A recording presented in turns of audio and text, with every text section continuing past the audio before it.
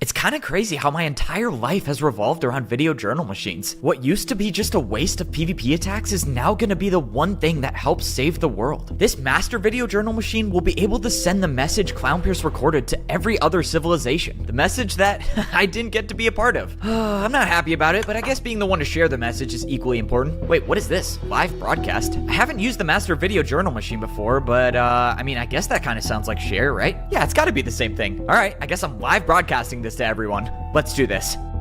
I gotta say, this machine is the one thing in PvP Civilization that's never let me down. I mean, it just does everything. Communication, emotional reflection. It's just so cool. Alright, is this thing working? Hey, it's me. Hey, it's me. Whoa, it's playing back my voice. Whoa, it's playing back my voice. Why is it playing back my... Wait, I'm live right now. That's what live broadcast means? I hit stop on the live broadcast as soon as possible, but the damage might have already been done. What is wrong with me? I just ruined the plan to save the world. Possibly. I don't know. What did I even say? I don't think I gave anything away, did I? Oh, I had one job to share a message, and I already messed it up. Okay, you know what? I'm just gonna share the message, and I'm gonna hope that all of PvP Civilization just forgets about that. I opened the video journal machine and actually hit the right button this time. Now, Clownpierce's message was being broadcasted all over PvP Civilization, which is what should have been playing instead of a zoomed in shot of my face. So now it's time to fill the other diamond swords in on the entire plan to save the world. Because once Clownpierce's message finishes, the world's gonna change, and we're gonna have to be ready for it. Hello, PvP Civilization. If you're seeing this message, I would like to apologize on behalf of the Axis for the losses suffered on all sides of this battle. The Axis and I now have possession over all 5 eternal weapons, and with each civilization being reduced to a fraction of what they once were, fighting back against us would be meaningless. Fortunately, we all serve to benefit from the eternal weapons. The first player to ever use the eternal weapons gave the swords the power to become immortal. I plan on using the eternal weapons to take that power away. After today, no player shall ever become a netherite sword again. However, that doesn't mean the swords are no longer a threat. The diamond sword that goes by the name of Evbo will still have the respawn ability. Once Clownpierce uses the weapons, no natural-born sword will be able to become a netherite sword ever again, and all the other civilizations will know that I'm the one with the respawn ability. Hold up, how is telling literally everyone about your power going to save the world? And now everyone is going to come after you. I don't get it. In your message, you're telling the entire world that I have the respawn ability. How is that gonna help us save PvP Civilization? That sounds like I'm just gonna die. Saving everyone will only be possible if you're the common enemy. Only when the whole world is against you will you have the chance to prove you're not the enemy. This has been Clownpierce's plan from the beginning, to have me be the common enemy for the bows, axes, and tridents. If all other civilizations are focused on getting rid of me, well, that's the attention I need if I'm gonna change their perceptions about the swords. But me becoming the target isn't just about saving the other diamond swords, it's about saving everyone. So before Clownpierce told me the rest of the plan, I already knew what the solution was. That's kind of the point. I need to be the target for this plan to work. I understand your reasoning, but think about where this positions us. Protecting you will be a much harder task now that everyone has you as their target. Well, that's why I'm not allowing you guys to fight, believe it or not. Your guys' job of protecting me is over. Well, actually, Parrot had an interesting addition to this plan, so it might not be entirely over. But the fight against the other civilizations is a fight that I can't have you guys be a part of. You guys protecting me won't help convince the other civilizations that the swords aren't the enemy, and you might die in the process. Okay, but how are you going to survive this by yourself? Fighting one person is difficult as is. How are you going to defeat the bows, axes, and tridents? I'm with you there. Fighting off 3 civilizations isn't exactly easy, but I never said I would be alone. The fight to eliminate Evbo will be PvP Civilization's greatest battle. Not only can he respawn himself, but he has now shared his ability with a powerful ally. The diamond axe that goes by the name of Tabby has betrayed our own civilization by siding with Evbo, and now possesses the respawn ability herself. Both of these players need to be eliminated if we are to survive in PvP Civilization. Quick, follow me. Are you sure Tabby's gonna even go for this plan? I mean, what if she just decides that she's better off on her own? How do you know she'll protect me? Because she cares about you, and now that I've given her the option of surviving by herself or surviving with you, I'm confident she will make the right choice. Clownpierce lying about Tabby having the respawn power just to turn the whole world against her was pretty cruel, I had to admit. And he did that knowing Tabby would have to push aside her hatred for the swords if she wants to survive. I'm not sure if it's gonna work, but, well, if it does, I guess I gotta thank my wingman Clownpierce for bringing back my best friend. Okay, I'm sorry. You're gonna have Tabby be the one to help you fight against the world? You die every time you're with her. No, actually the last time, I did not die, I'll have you know. And there's also no guarantee that she even follows through with this plan. Honestly, she might be strong enough to survive on her own without our help. But it's funny you bring up me dying around her because, well, if this plan's gonna work, I need to die. And strangely, Tabby's kind of the only one I trust to make that happen.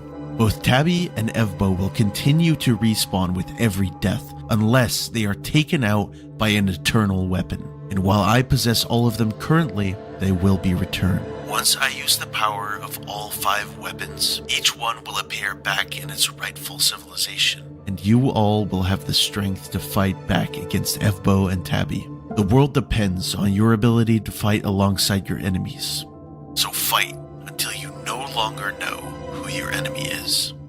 So this is the block then. The block that marks the center point of all 4 civilizations in this world. And this is gonna be the spot where I fight and die every single day for the rest of my life. But if all goes right, well, the fighting part goes away, only the dying stays. Honestly, it kind of seems counterintuitive to fight them before I'm purposely dying and giving them my sword durability. I mean, we could be doing this forever and all the other civilizations might not even recognize I'm trying to lengthen their lifespans. Which is why this will take time. You'll have to win over and over again, but only to the point where they can no longer fight back. Okay, but tell me why I can't just come right here and drop my sword on the ground? I mean, if I drop my sword, I'll die anyways, and it's a lot less threatening than fighting. You don't die instantly after dropping your sword. An enemy could easily erase you while your guard is down. Tabby is your only guarantee that you'll respawn. Clownpierce had a point. This plan only works with the absolute guarantee that I can respawn, so I can keep giving every player my durability. Alright, well, looks like Tabby's gonna be my best friend and my executioner. This is insane. We can't let you do this. You know what it's like to be farmed for your durability,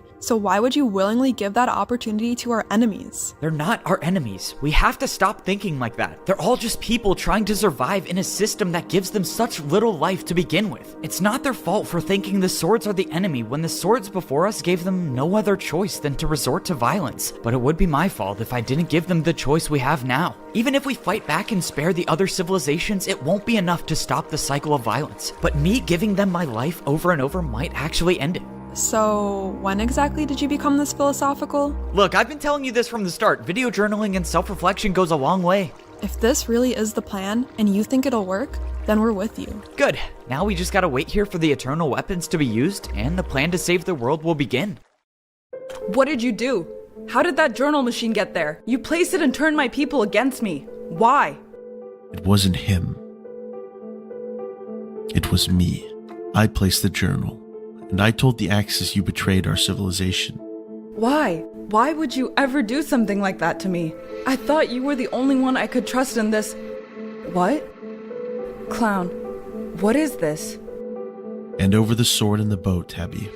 How do you know for certain that Tabby will give up the eternal sword and the eternal bow? Because I think I have a good idea of what she's going through. She's probably just finding out now that her best friend has been a sword this entire time. So to her, the eternal weapons and the plan to wipe out the swords, they don't mean anything anymore. Your anger for the swords is all you've known. But since we're friends, I thought I'd leave you with a gift. The netherite sword stole your life. It's only fair that I repay that debt. So your anger for the swords dies here with me. And you can live on knowing I was never your enemy. Before we go through with this, you don't happen to have a spare video journal on you, do you?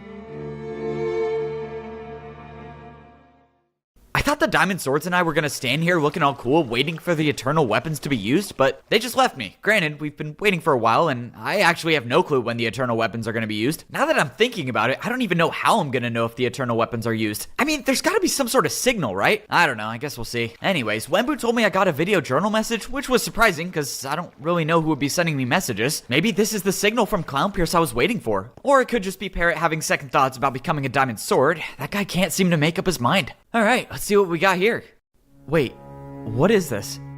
Man, this is strange. Didn't think I'd ever be doing one of these, but, well, I guess you got your wish, right, Evbo?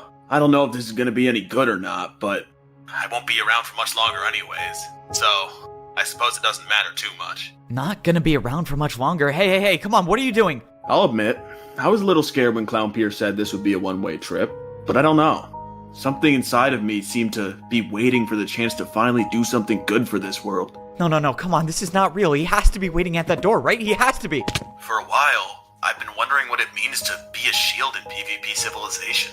It didn't make sense to me that our only purpose as shields was to make the lives harder for the players fighting to survive in PvP civilization. But when I met that diamond level shield, I realized we do have a purpose. We just lost our way. Come on, you're not dying on me like this. You're not just gonna leave me a message. Somewhere in our past, shields used to be the ones to protect people, the ones to provide some sort of balance to this world.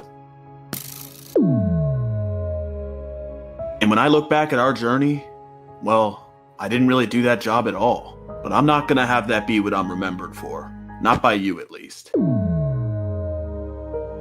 and Clown Pierce are giving everything you have to this plan to save the world. Using the eternal weapons will cost him his life. And if he succeeds, you'll be giving your life to PvP civilization every single day. So it wouldn't be fair for me to stop that from happening just to save my own life. After each eternal weapon is used, they all go back to their own civilizations. But I am the shield, so I guess I'll just disappear, maybe? Man, I can't believe how much I sound like you right now, when you just start saying anything that comes to mind. Oh, this journal is definitely getting too long. Maybe not for your standards, but definitely for mine. So I'm just gonna wrap this up. I hope you go on to save a lot of lives. And to be honest, I'm confident that you will. Because I don't think there's anyone out there that comes close to your ability to die. Actually, you know what's funny? When you were a wooden sword, I bet on you to die. Open the door. Come on, please, just open the door. Well, now, I'm betting on you to live. Oh, and one last thing. My name is Teddy. I guess that makes us friends now.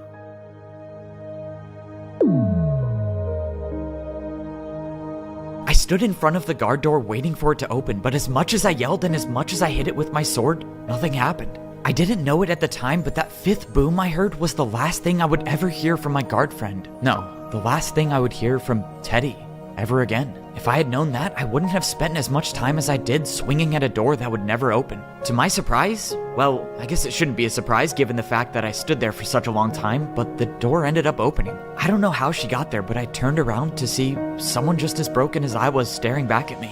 Both of us had just lost, and there was nothing more to say. I don't know what Clown Pierce told Tabby right before he died, but whatever he said brought back the look I saw in Tabby when we were both swords. We barely spoke a word to each other, but I already knew she was gonna stick by my side. It didn't seem fair to me that I had to lose a friend just to get one back. But I guess there wasn't any other way around it. The only thing I could do from here is make sure Teddy's sacrifice meant something, and continue on with our plan to save the world, knowing it was only possible because of him. He bet his life on me, so with every PvP battle that comes my way, I'm not gonna forget that. Tabby and I ran into Parrot on the way back down to the Diamond Sword level. Now that he chose to drop down, the Sword Civilization was about to have everyone from just about every civilization. Honestly, I think Tabby being there is what gave Parrot the confidence to face the Diamond Swords as an outsider. But at the end of the day, what the other Diamond Swords thought about Tabby and Parrot being there didn't mean anything. The Diamond Swords trusted me enough to trust them. So, it's time to do this. It's time to save the world. The Diamond Swords aren't allowed to fight, but they do have a pretty big part in this plan, all thanks to Parrot. Every time I die, the Diamond Swords will be waiting for me outside my room at the wooden sword level. And every time I leave my room, they'll make sure no one else gets access to the respawn power before the door closes. So I can continue doing the first part of the plan, which is to give my life over and over until there's no more fighting in PvP civilization. We ran to the center of our universe, and I watched as every Diamond Sword teleported back to the wooden sword level for the first times in their lives. But while they knew what they were doing, Tabby still had no idea what her role was.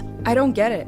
Where are you and I going if it's not back to the wooden sword level? Well, you just gotta follow me. You might not like this, but we're actually going to the top of this place. We made it to the top of the structure that would be my deathbed for the rest of my life. And I looked up to see that the statue of the once broken eternal sword was now fully formed again. Probably a good sign that Clownpierce's wish came true. You and Clownpierce made us both enemies to the entire world.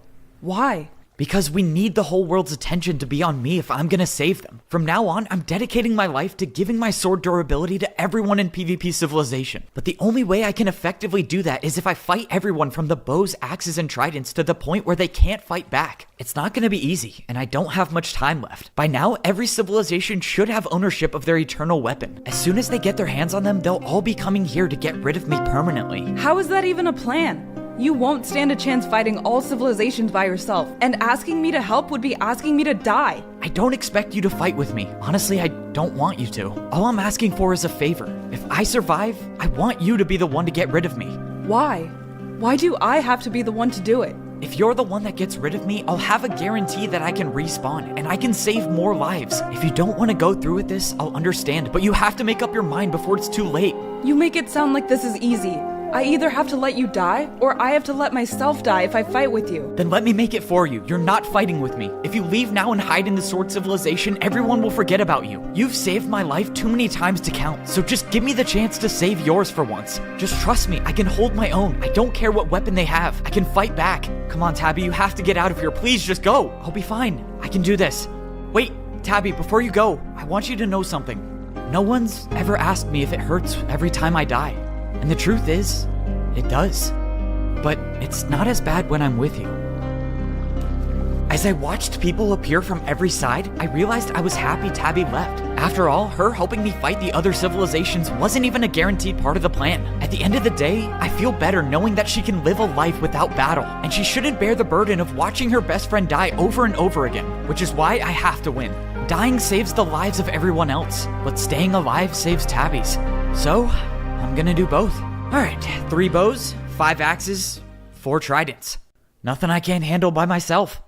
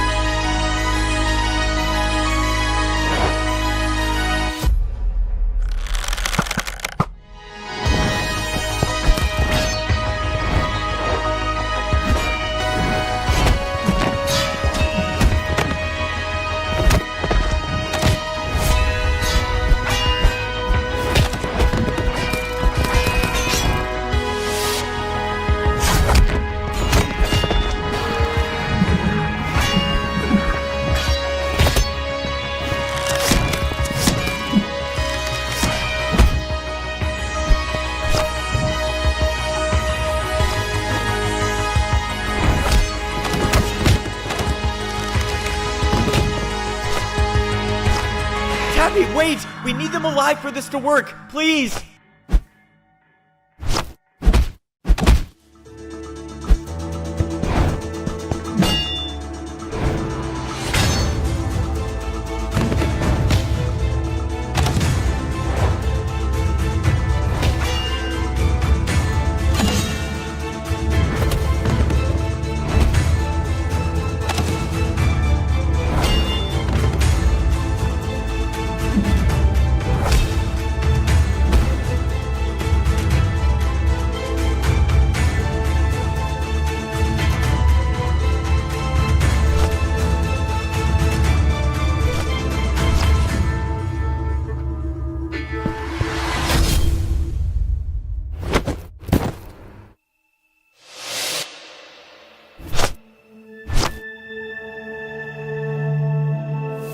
Well, that wasn't that bad, right? Seriously? Sorry, yeah, that was pretty tough. But the good news is it only gets easier from here.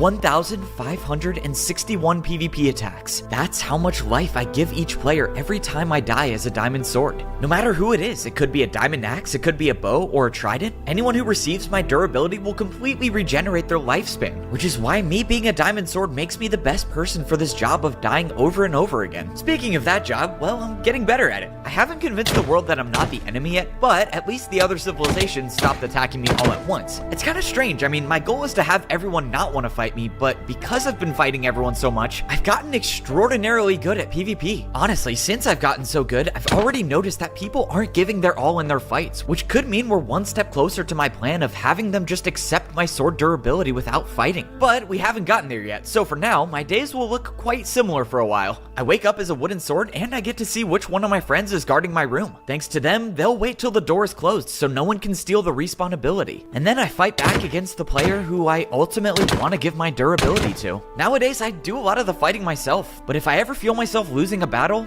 well, let's just say there's only one person in this world I'm allowed to die by. I've done a lot of things in PvP Civilization, but the one thing I haven't done yet is make everyone realize that no one has any enemies in this world. You never did check out the PvP marketplace in the Axe Civilization. Oh man, you're right. Well, I guess that's two things I haven't done. But now that I see how far my sword durability goes when it comes to lengthening people's lifespans, that one will have to stay unchecked. Durability spent at the PvP marketplace could be the difference between life and death for someone in PvP Civilization. So, I'm done wasting attacks. You know what? I take it back. There is one more thing I haven't done. I haven't gotten myself to finish the journal. I guess it's finally time we sign off for good, right? After all, we do need a proper ending. So, I guess this is the time I say goodbye. This has been the story of PvP Civilization, and until next time, I'm gonna make sure Evbo doesn't die, other than the times when he's supposed to die. I'm gonna make sure Evbo dies, other than the times when he's not supposed to die. I'm gonna work on repairing the relationship between the bows and the swords. If the bows stop seeing the swords as the enemy, maybe the other civilizations will follow suit. Also, I'm keeping an eye on the bow named Toph to see if we can trust him. I am never going back to the Bow Civilization. This place is amazing. My next goal is to buy a mansion here. As of now, the diamond swords don't want to give me more durability yet, so I'm kind of stuck here with just a few PvP attacks. They do feed me for free though, so I'm not complaining. Signing off. now you can't just say signing off when you haven't said anything. I'm probably just going to use Evbo's extra durability to shop. I mean, now that he's done wasting PvP attacks, someone's got to be the one to do it. I think I will try improving the way I communicate with others. I've been told I often come across as very monotone. And well, you already know what I'm gonna do. Signing off.